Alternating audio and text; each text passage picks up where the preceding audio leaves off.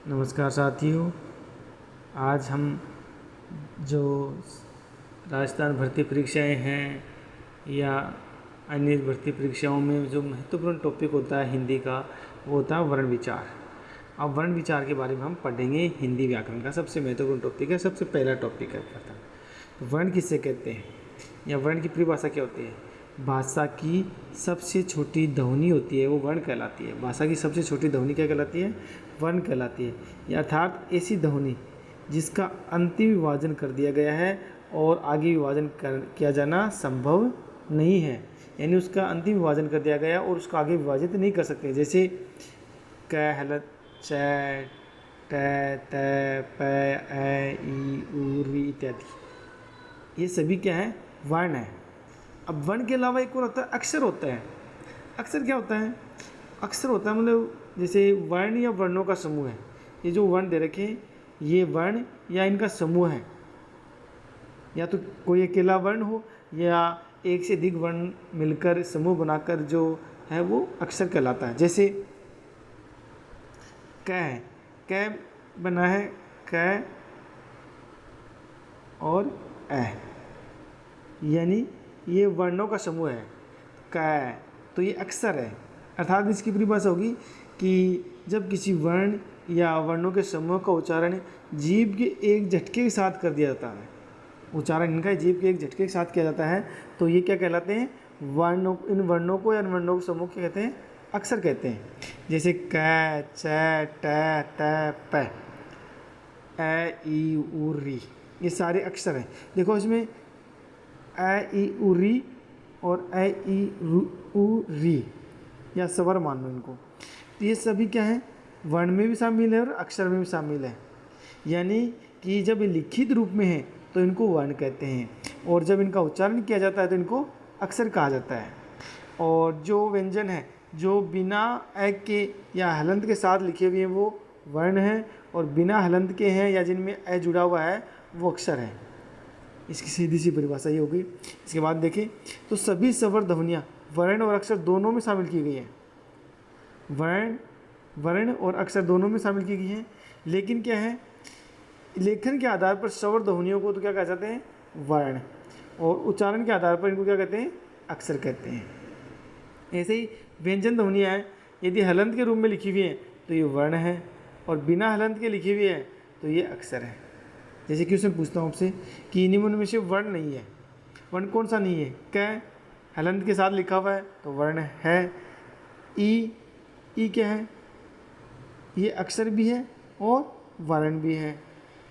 री ये अक्षर भी है और वर्ण भी है।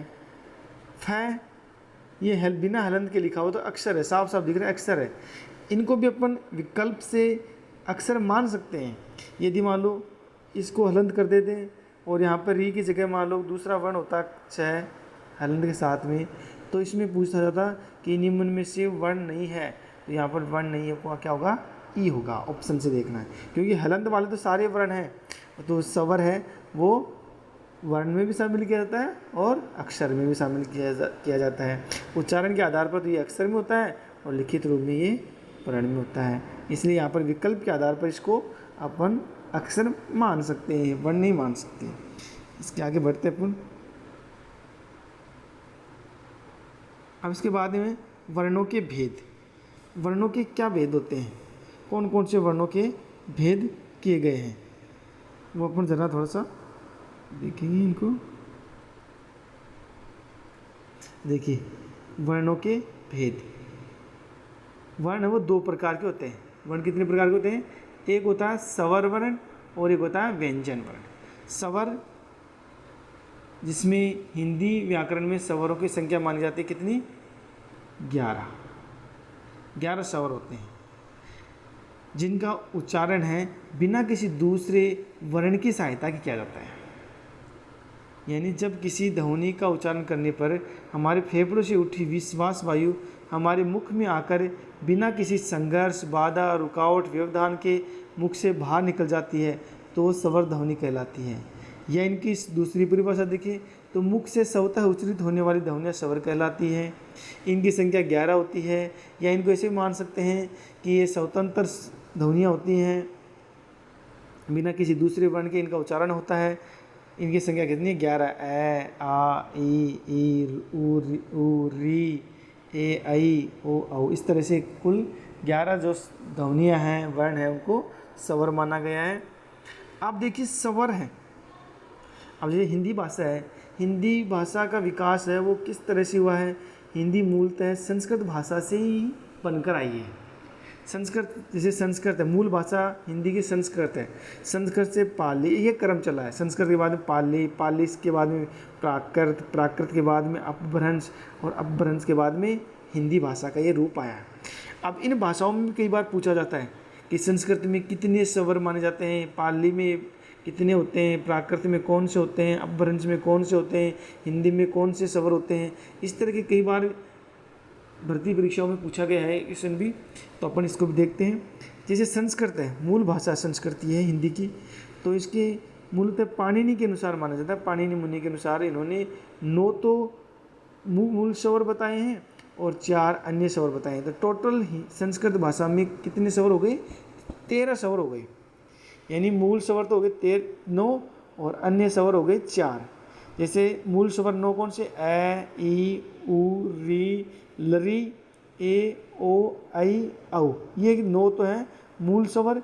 इसके बाद में अन्य 4 जो स्वर हैं, आ, दीर्घ ई, उ, री, ये 4 हैं अन्य स्वर। इस तरह से टोटल है संस्कृत में 13 स्वर शामिल किए जाते हैं। इसके बाद दूसरी भाषा है पाली और प्राकृत। तो पाली और प्राकृत में कौन से स्वर शामिल किए गए हैं? तो इनमें पाली और प्राकृत में 10 स्वर माने गए हैं। 10 कौन से हैं? जैसे ए, आ, ई, उ। अब उ के बाद में ए, ऐ, ओ, औ। यहाँ पर लिखने का तरीका है, ए को इस तरह से लिखते हैं और ऐ के यहाँ पर अर्धचंद्र और लगाते हैं। ऐसे ओ, औ के इसके ऊपर अर्धचंद्र और लगाते हैं। इस तरह से औ हो गया, ये ऐ हो गया। तो ये पाली और प्राकृत में कुल स्वर कितने माने गए हैं? 10 स्वर माने गए हैं। चलो अपन आगे और देखते हैं।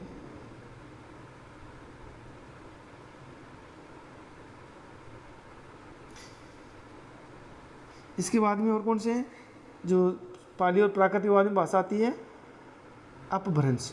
अपभ्रंश में केवल 8 स्वरों को मान्यता दी गई है। 8 स्वर माने जाते हैं। इस तरह का क्वेश्चन पूछा गया है। इसमें कौन से होते हैं? ए, आ, ई, उ, ए और ओ। 8 स्वर ही हो गए।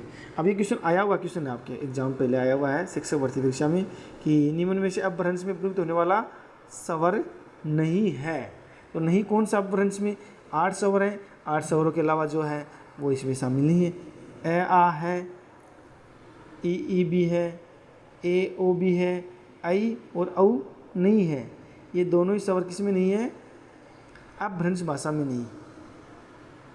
ठीक है, ये दोनों ही अपभ्रंश भाषा में नहीं है। इसका सही आंसर ये होगा। ठीक है, अब चलते हैं अपन स्वरों का वर्गीकरण पढ़ते हैं, किस तरह से स्वरों का वर्गीकरण किया गया है।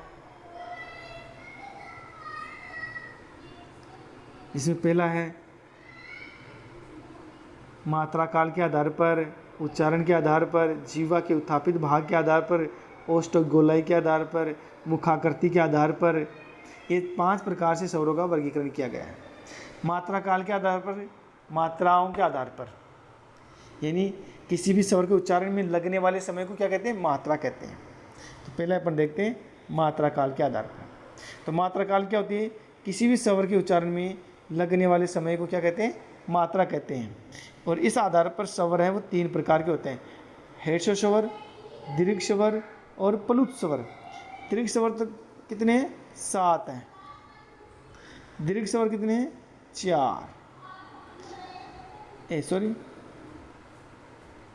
ह्रस्व स्वर तो 4 हैं और दीर्घ स्वर 7 हैं।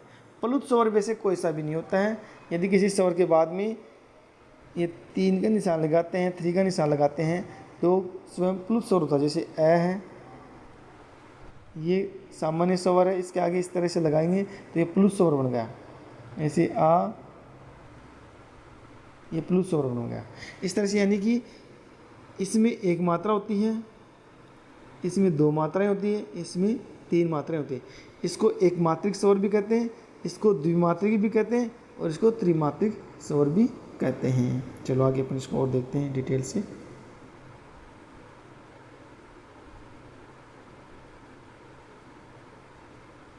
अब देखिए,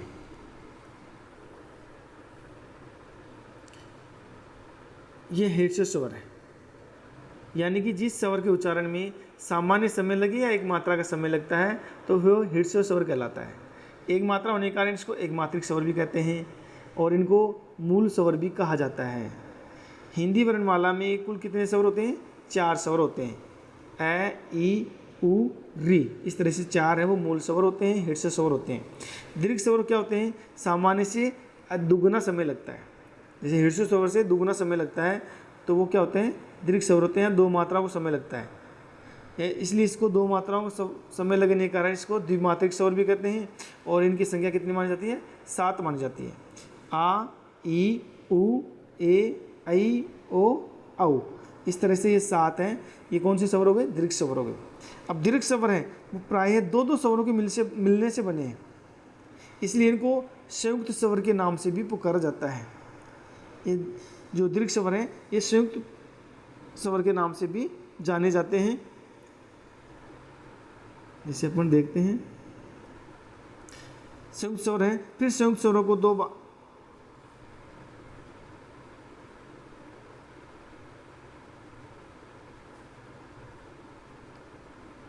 संयुक्त स्वरों को फिर 2 भागों में बांट दिया है।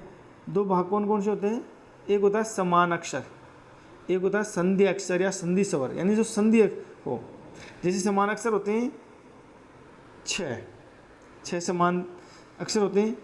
ए और आ मिलते हैं तो आ बनता है, यानी समान स्वर मिलते हैं तो आ बना, ये भी समान बन गया। ई और ई मिलकर दीर्घ ई बनते हैं तो ये भी समान स्वर हो गए।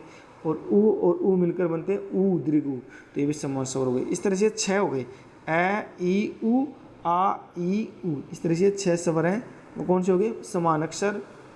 संधि अक्षर या संधि स्वर, यानी जो दूसरे स्वर के साथ मिलते हैं, समान स्वर के साथ न मिलकर। जैसे ए है वो किससे मिलता है? ई से। ए, ई मिलकर बन रहे ए, उ मिलकर बन रहे ओ, ए और आई मिलकर बन रहे आई, ए मिलकर बन रहे आई, ए और ओ मिलकर बन रहे औ। इस तरह से ये 4 हैं। ये हैं कौन से? संधि अक्षर या संधि स्वर। इसके बाद में प्लुत स्वर। सामान्यतः कोई भी प्लुत स्वर नहीं होता है। किसी भी स्वर के उच्चारण में सामान्य से तिगुना समय लगता है या 3 मात्राओं का समय लगता है तो वो प्लुत स्वर कहलाता है।